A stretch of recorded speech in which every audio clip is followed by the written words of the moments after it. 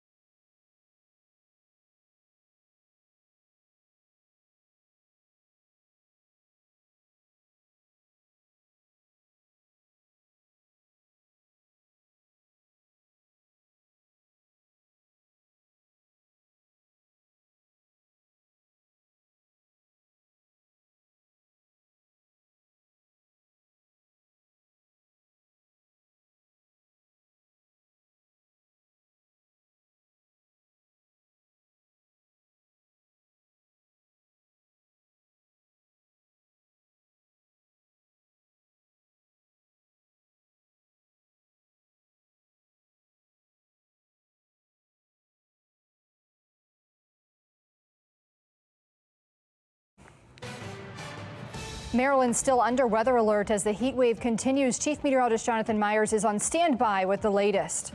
And looking ahead to the 2024 race for Baltimore mayor, we're breaking down the candidates and looking at Mayor Scott's chances for re-election. Frustrations over thousands of car thefts happening citywide. Fox 45 is pressing police on if these crimes are getting the attention they deserve. Live from WBFF in Baltimore, this is Fox 45 News at 6. Breaking news out of South Baltimore tonight. This is a live look at the scene in Brooklyn neighborhood. We're hearing reports of a shooting. This is right by the Brooklyn Safe Streets location. We're working to get more information on what happened, and we'll keep you updated on air and online as soon as we learn more. Good evening. I'm Maxine Stryker. Thanks so much for staying with us. Tonight, we are in weather alert as extreme heat continues to hit the state. You're taking a live look over the Inner Harbor and Towson, the entire area just suffering through a brutal heat wave, and today could be the hottest day yet. Let's go right to Chief Meteorologist Jonathan Myers with a look at the forecast. Jonathan? And not only could it be the hottest day, it has been the hottest day of our heat wave. We made it to the century mark this afternoon. More on that in a second. A heat advisory is in effect for the entire area through the next hour, except the middle and lower portion of the eastern shore. Right now, yes, we have dropped off of the 99. We're now at 94. Last hour it was 99 degrees, so that's a little improvement, I suppose. 95 at Cockeysville, 97 Westminster, 99 Frederick, and 90s along the eastern shore as well. Feels like 102 to 105, a lot of places, so you really have to take it slow and easy. Drink plenty of water. And that 100, that century mark that we hit today, first time that we have hit triple digits around here since back in July 20th of 2020. So it's been over 3 years since that has happened, and we did it today. And that's after highs of 98, 99, and 99. So this is the fourth day of extreme heat. If you're going to be doing some lawn mowing this evening, might want to put it off until the weekend or next week. That's when temperatures fall to the 80s for highs. We drop out of the 90s at 7, in the mid to upper 80s at 8 and 9. Very busy forecast coming, severe weather threat and a tropical threat as well in my Weather Authority forecast. Well, crime is one of the top issues for voters in Baltimore, with election season heating up and several mayoral challengers are teasing their intentions to run. Fox 45's Rebecca Pryor is breaking down the candidates you can expect and what the mayor's chances are for re-election. Yeah, with the many challenges currently facing Baltimore City, political analyst John Deedy says that the mayor could be facing a challenging primary election this year. In a city plagued with problems. According to political analyst John Deedy, I think there's a perception that crime is high. Crime remains top of mind for voters Because of the types of things we're seeing, the more brazen types of things. This July, a Brooklyn block party turning tragic. 28 people shot and 2 killed, marking the city's worst mass shooting in history.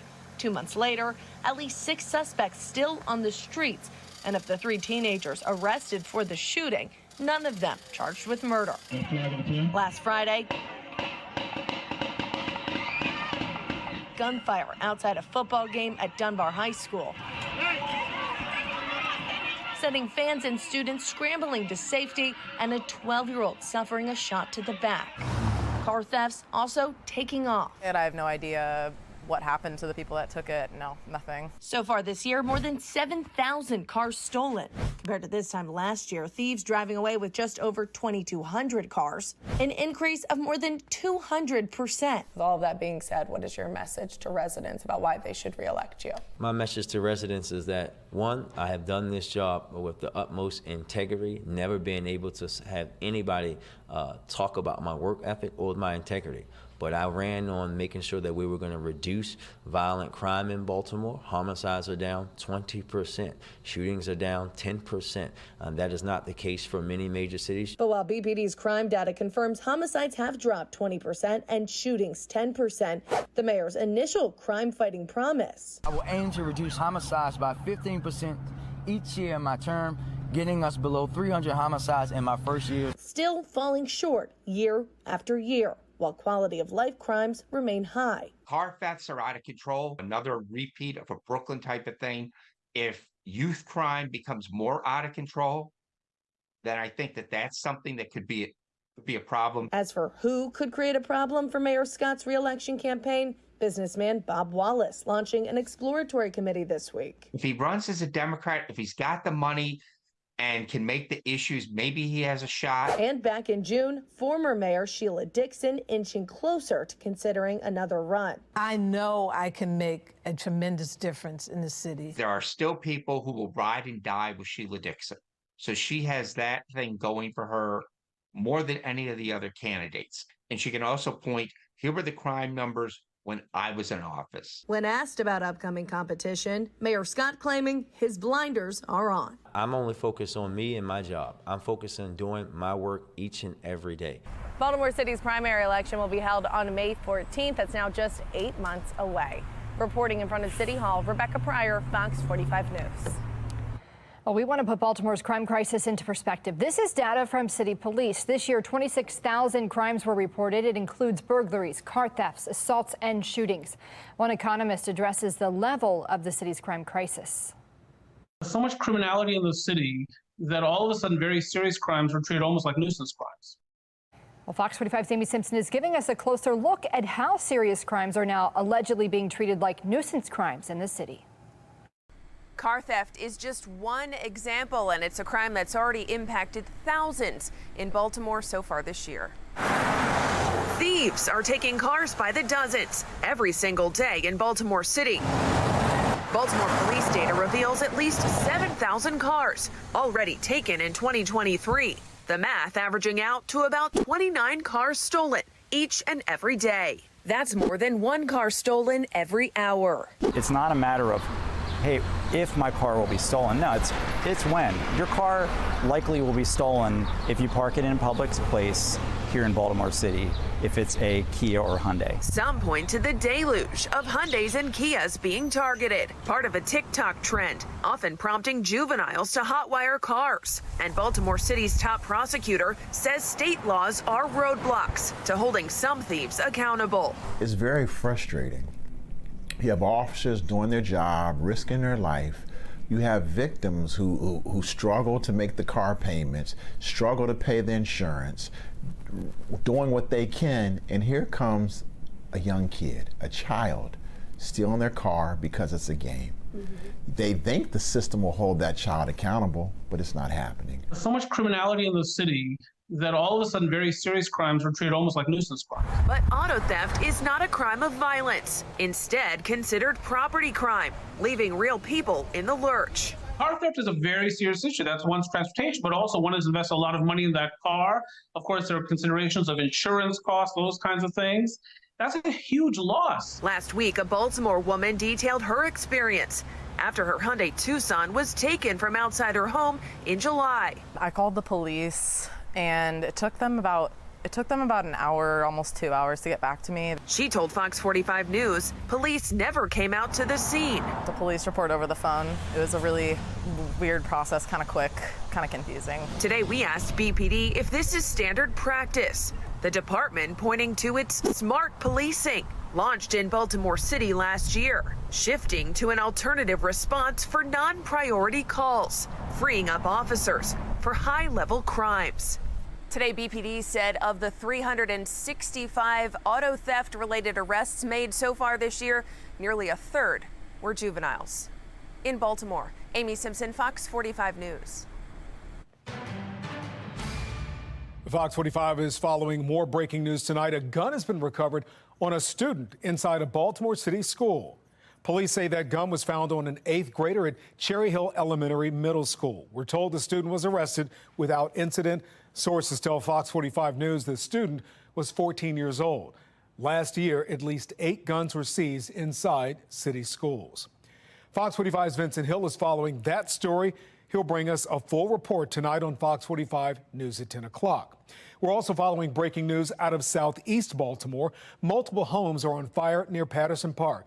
These are pictures one of our photographers sent us from South Robinson Street.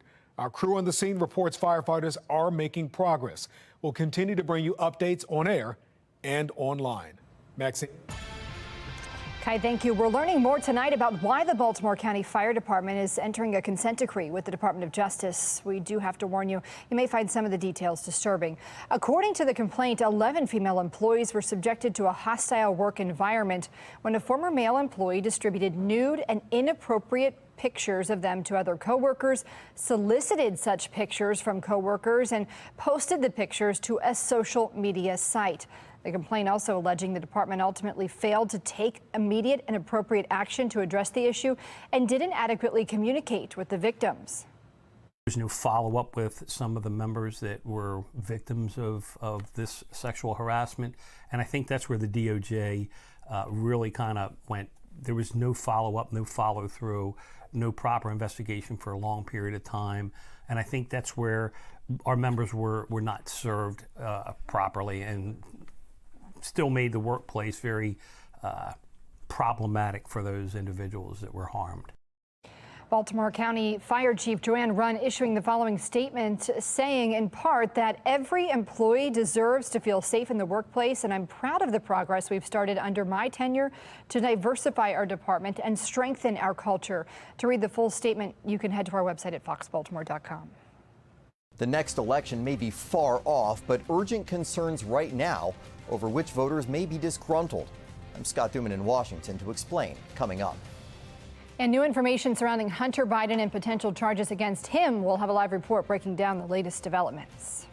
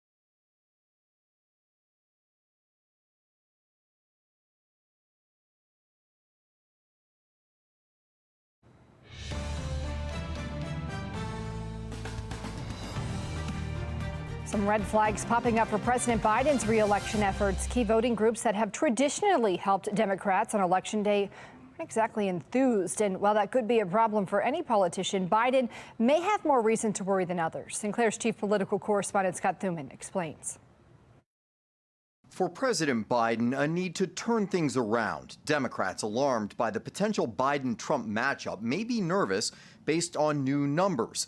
A series of New York Times Siena College polls over the last year show Biden leads Trump by just 53% to 28% among registered non-white voters, a marked deterioration in Biden's support compared with 2020 when he won more than 70% of non-white voters. Enough to make the difference between keeping the White House or handing the keys back to his predecessor, should they be the nominees. Young voters, young Black and Latino voters, they're not ready to come back to the party. They're not even looking at the so-called messaging that's being sent to them about the economy, about climate change, about student debt relief. Biden constantly trying to shore up support among skeptics. Your generation will not be ignored, will not be shunned, will not be silenced. Biden appointing America's first Black female Supreme Court justice, White House press secretary, and of course partnering with the first Black vice president. And Biden chose the first Latino to head the Department of Homeland Security. But election hopes go hand in hand with turnout. Having support is one battle, getting people to vote is another. According to Roll Call, black voters posted an almost 52% participation rate in 2018, but only 42% cast a ballot in 2022. Right now, things have changed for Black America. And I think what black folks are saying, we're choosing our pocketbook. So I'm not saying that the Republican is going to get a surge of black voters, but I do think either black voters are going to turn to a different party or they're going to stay at home. A skittish economy and seeing the same old faces as options could further contribute to any voter apathy. Trump's still way behind Biden with those voters, but even small gains could change the game. The New York Times analysis of those polls indicating that there's certainly time for President Biden to re-energize that base of voters. But even if he wants to get to his standing that he had in 2020, the analysis indicates that would be very difficult for him to do, even if he reclaims the voters that he had back then. Mary? And Scott, we have just received some new information into our newsroom surrounding President Biden's son, Hunter. Can you walk us through this new details? Yeah, what we understand is that court filings now indicate that David Weiss, the prosecutor in this case, wants to have a federal grand jury indict Hunter Biden by the end of September. And this all stems from gun charges. If you recall, back in 2018, Hunter Biden, the president's son, purchased a gun at a time that he admits he was regularly using crack cocaine. They thought there was going to be a plea deal back in July regarding not only the gun charge, but also possibly some misdemeanor tax charges. And that deal fell apart the day that they appeared in court. This looks like the next iteration, but certainly it's stepping up the severity of it. And it looks like if these reports all follow as indicated, that we would see an indictment by the end of this month. What about separate actions on Capitol Hill? Well, now we're looking at continued investigations, especially now that Congress is back in session after that summer recess. And Republicans have been not at all shy about the fact that they're going after not only Hunter Biden, but they're trying to associate his foreign business deals with then Vice President Biden and saying that he may have been taking part in these not above board situations, that it could be criminal. And so members of Congress, especially Republicans, trying to connect those dots, and they're going to pursue that as we get back into session here. All right, a lot going on. Scott Thuman, live in D.C., thanks so much for joining us tonight. Thank you. An update now to that breaking news that we brought you earlier. 3 people now confirmed hurt in a shooting at the intersection of 5th Street and Patapsco Avenue. Police say the victims are a 23-year-old man, 2 18-year-old men. One of them is in critical condition. The shooting happened in front of a Safe Streets location. All right, the Fox Triple Cast this evening showing you the Mile 1 Taos Cam, Toyota Eastern Harbor Sky Cam, the hazy blue skies in advance of our next weather maker. Yes, we are still deep in the record heat, and it looks like that will begin to change starting tomorrow. Heat advisory continues for the entire area for about the next half hour, except for the middle and lower portion of the eastern shore. But really until sunset, you make sure you stay inside in the air conditioning. After sunset, stay hydrated. Maybe you can fit in some of those workouts you've been holding off on. 94 here in Baltimore right now. We're at 94 at Columbia, 95 at Cockeysville. Our record high temperature today at 100. First time that we've hit 100 here in Baltimore since back on July 20th of 2020. 102, the real field temperature in Baltimore right now, feeling like nearly 105 at Cockeysville, Laurel, 106 at Denton. So still some dangerous heat index values. HD radar shows the end of the heat wave, the showers and thunderstorms that are going to put the end to all the extreme heat. All that severe weather, all the mess, all the hope for cooler temperatures out in the Ohio Valley right now. But notice that yellow, that's a slight risk of severe weather, level 2 of 5 risk. That will be here tomorrow, so we are under weather alert for that. From 5 to 9 p.m., we'll have damaging wind potential tomorrow, as well as the potential also of some hail. And it's going to be another hot day. Not as hot as today, though. Now, out in the tropics, another threat. This is Lee, a Category 1 hurricane. Could, by the weekend, early next week, become a Category 4. And look at the computer model trends, making that curve to the north and west. Don't like that. That heads towards the U.S. And then eventually the curve to the north, picked up by a cold front that's going to, again, put the end to the heat wave for us. Really depends on the strength of that cold front. Most computer models say it will be strong enough to take it north and then out to sea. But others, some of the outliers, is not a lot, but some of them say, yes, it could be a weaker cold front, and that would get this closer to shore. So it is something to watch closely. Overnight tonight into early tomorrow morning, Looks like it's warm and muggy once again by noontime tomorrow. Partial clouds, highs in the 90s, probably up to about 95, 96. And there those spot maybe even severe storms by about 5 to 8 p.m. tomorrow afternoon, tomorrow evening. I'm going to let you know how long that lasts and when we fall back to the 80s for highs. My exclusive 10-day forecast. Lawmakers raising the alarm over the federal budget deficit. What experts are suggesting the government do to shrink the debt.